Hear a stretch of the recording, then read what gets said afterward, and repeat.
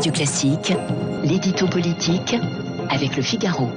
Et donc avec Guillaume Tabar, ce mercredi encore. Guillaume, bonjour. Bonjour Bernard. Guillaume, le ministre de la Santé, Olivier Véran, a annoncé hier soir à la télévision le report du projet de loi dont le but était de pérenniser l'état d'urgence sanitaire, donc état d'urgence pour toujours.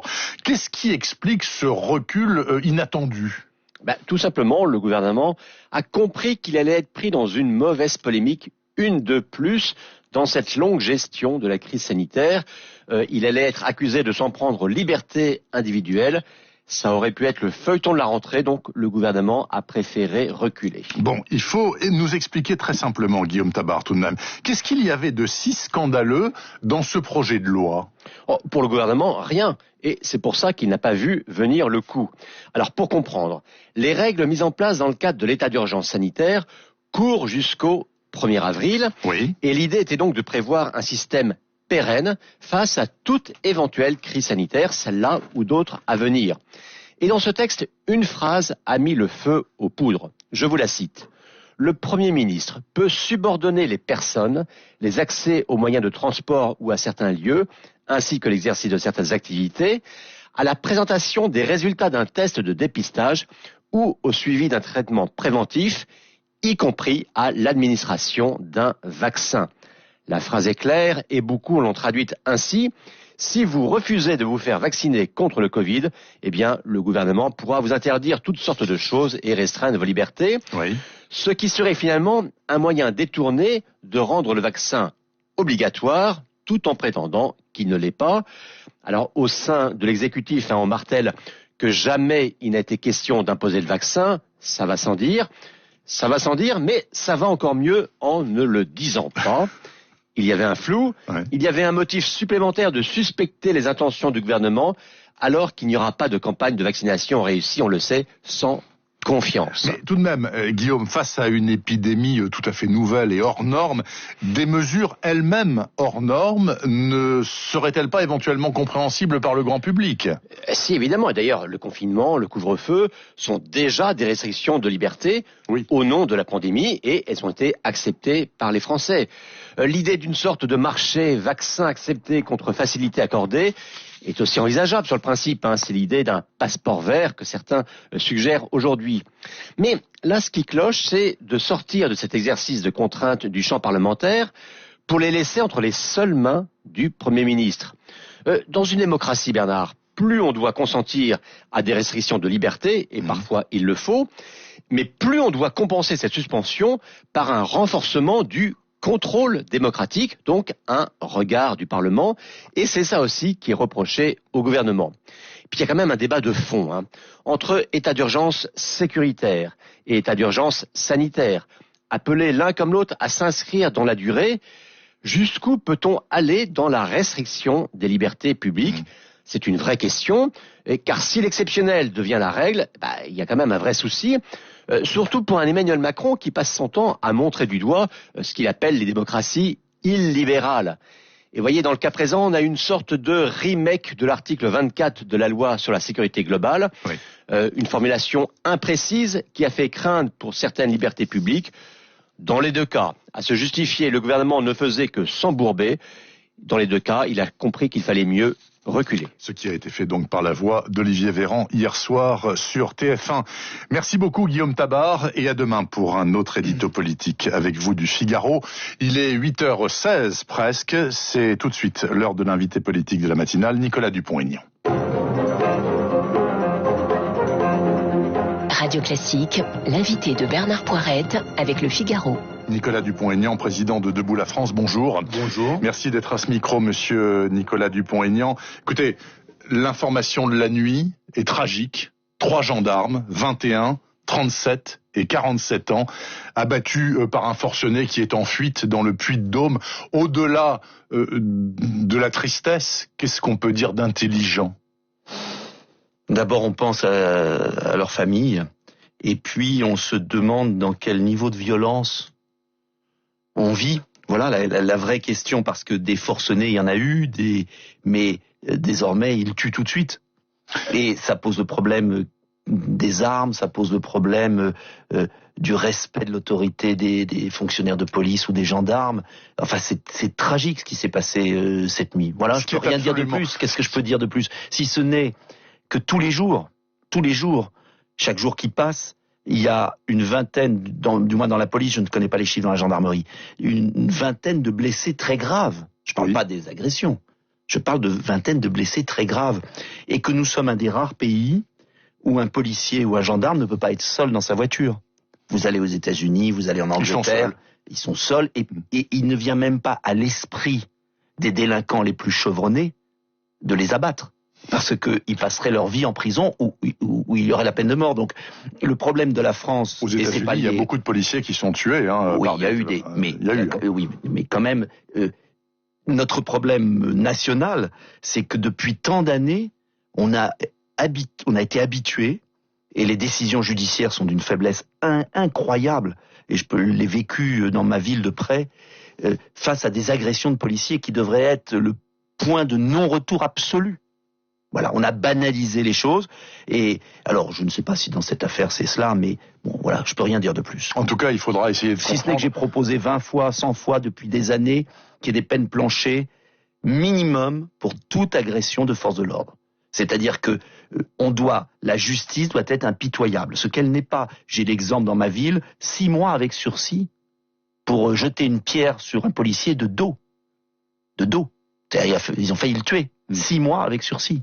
Donc, si vous voulez, quand on en arrive là, au quotidien, et ceux qui connaissent les décisions de justice au quotidien le savent, il y a quelque chose qui ne tourne plus rond dans le pays. En tout cas, il faudra essayer de comprendre comment, en pleine nuit et dans le noir absolu, un forcené a réussi à tuer 3 gendarmes, ce qui est absolument effarant, alors qu'il n'y avait aucune visibilité sans doute, mais enfin, on en saura plus dans les prochaines heures. Donc, j'imagine, monsieur Dupont-Aignan, que notamment suite à cette affaire du Puy-de-Dôme, même si ça n'a rien à voir avec les affaires de manifestation, de violence sur la voie publique, les gilets jaunes, les black blocs, etc., vous restez un soutien inconditionnel de la future loi de sécurité et de son fameux article 24, alors même que le Conseil d'État a interdit hier l'utilisation des drones par la préfecture de police. Alors, 2 choses. Sur ce projet de loi, j'y étais favorable, sauf la disposition de l'article 24. Justement. Pourquoi? Parce qu'elle était mal rédigée, parce qu'elle prêtait ambiguïté, et que je crois être un parlementaire sérieux qui lit les textes, et je m'étais abstenu. Et à l'époque, on avait été beaucoup surpris en disant mais pourquoi tu t'abstiens? Il faut soutenir nos policiers. Bien sûr, je les soutiens, ils le savent bien d'ailleurs. Simplement, nos policiers et nos gendarmes ont besoin de règles claires. Il faut flouter les visages, parce que leurs familles sont menacées aujourd'hui. Aujourd'hui, on est passé à un stade supérieur. Ce sont les familles des policiers qui sont menacées. Mais cet article était rédigé n'importe comment, et donc je m'étais abstenu parce qu'il crée un débat monstrueux dans la vie politique française, et les policiers et les gendarmes ne sont pas non plus au-dessus des lois, et j'estime que la presse, pour le coup, souvent je critique la presse, mais la presse est un élément essentiel de la démocratie, et doit pouvoir assurer la surveillance des manifestations. Il n'y a pas de raison de... Sans devoir se déclarer en préfecture comme à l'époque voilà, de Gaulle. Donc, est-ce que dans un sens, on peut avoir un équilibre? Et ce qui me... Voilà, donc le projet de loi, je le voterai avec joie s'il est corrigé pour qu'on protège nos policiers, mais avec des règles de droit simples et claires. Est-ce que vous pensez, Nicolas Dupont-Aignan, que le gouvernement a eu raison, c'était l'édito de Tabar il y a quelques instants, de rétro-pédaler sur cette affaire de texte de loi, qui, enfin, s'il était passé comme ça, voulait dire qu'en gros, il avait le droit d'imposer le vaccin. Non mais c'est pire que ça, c'était la discrimination dans les citoyens, dans les vaccinés accès, et les pas vaccinés. Les vaccinés et les pas vaccinés, enfin, on marche sur la tête. Et j'avais lancé une pétition contre cette disposition indigne. Je me réjouis qu'il recule, mais je ne me réjouis pas qu'il ne renonce pas. Parce que il a juste reculé. Il a juste reculé. Donc, soyons clairs, le gouvernement est tenté par cette mesure. Et cette mesure est d'autant plus absurde que, encore une fois, et je sais que je me fais beaucoup critiquer, mais je maintiens ma position, je me réjouirais qu'un vaccin fonctionne, j'en rêve, mais en tant que responsable politique, je souhaite que les procédures habituelles soient respectées, et je préfère qu'on ait quelques jours ou quelques semaines de tests supplémentaires avant d'imposer un vaccin de nouvelles formules, de nouveaux procédés, ARN, qui divise les scientifiques. Voilà. Je pèse mes mots parce que j'ai immédiatement entendu sur certaines chaînes que j'étais anti-vaccin, pas du tout. Je suis pro-vaccin. Vous voulez un vaccin sûr. Mais je dis que quand le monsieur Fischer, et je veux que les auditeurs... C'est le monsieur vaccin du gouvernement. Voilà, monsieur quand Fischer. le monsieur vaccin du gouvernement, donc c'est pas quelqu'un qui est anti-vaccin, et qui est un des grands spécialistes mondiaux, reconnu de tout le monde, de Raoult à Deray, ils sont tous d'accord pour une fois. C'est quand même exceptionnel. Bon. Donc, le gouvernement a bien fait de prendre un monsieur incontournable. Eh bien, il dit qu'il ne sait pas si ce vaccin empêche d'être porteur, empêche de transmettre, et ne connaît pas les effets secondaires. Bah, on l'a mis au point en 6 mois. Donc c'est effarant. Et on nous dit qu'on est des complotistes si on écoute monsieur Fischer. Donc, moi, je demande juste qu'on vaccine peut-être des premiers patients et que, comme toutes les procédures habituelles, au bout de 50 000, 100 000, on fasse une étude précise et que la nation soit informée. C'est tout ce que je demande. Et je remarque que la Chine vaccine avec le vaccin ancienne formule. Oui. Je remarque que Sanofi est en train de préparer le vaccin traditionnel. Donc moi, je suis dubitatif, j'espère me tromper, mais je suis pas le seul à être dubitatif. Donc, sur ce vaccin nouvelle formule. C'est-à-dire, vous savez, qui joue sur l'ARN. Oui. Et encore une fois, comme je ne sais pas, et que j'entends des scientifiques, et j'ai encore lu hier soir, voyez, avant de venir chez vous, je me suis dit, je vais relire, et je vois de grands scientifiques, Axel Kahn et d'autres, professeur Combe, qui n'étaient pas du côté de Raoult, qui disent exactement la même chose qu'à Perron. Donc, que penser? Est-ce que c'est à Pfizer, une grande entreprise, de décider? Est-ce que l'expertise politique et scientifique doit pas être un peu plus approfondie avant de lancer des millions de vaccinations? C'est une question que je pose. Mais le jour où un produit sera 100% garanti, tamponné, sûr... 100%, mais qu'importe. Vous ferez vacciner. Mais je n'aurai aucune... Vous n'êtes pas dans la cible, hein, vous êtes trop jeune, vous êtes en bonne santé. Bon, voilà. Mais vous ferez vacciner. Mais je ne suis pas hostile au vaccin, mais je dis vraiment que depuis le début de cette crise, on a une sorte de peur-panique qui déresponsabilise tout le monde. Moi, j'ai le sentiment que notre société ne tourne plus rond. Que la peur aboutit à des espèces de précipitations. Et beaucoup de Français, je pense, partagent mon point de vue, mais on n'a pas le droit de le dire. Voilà, on n'a pas le droit, on est immédiatement taxé de dangereux personnages.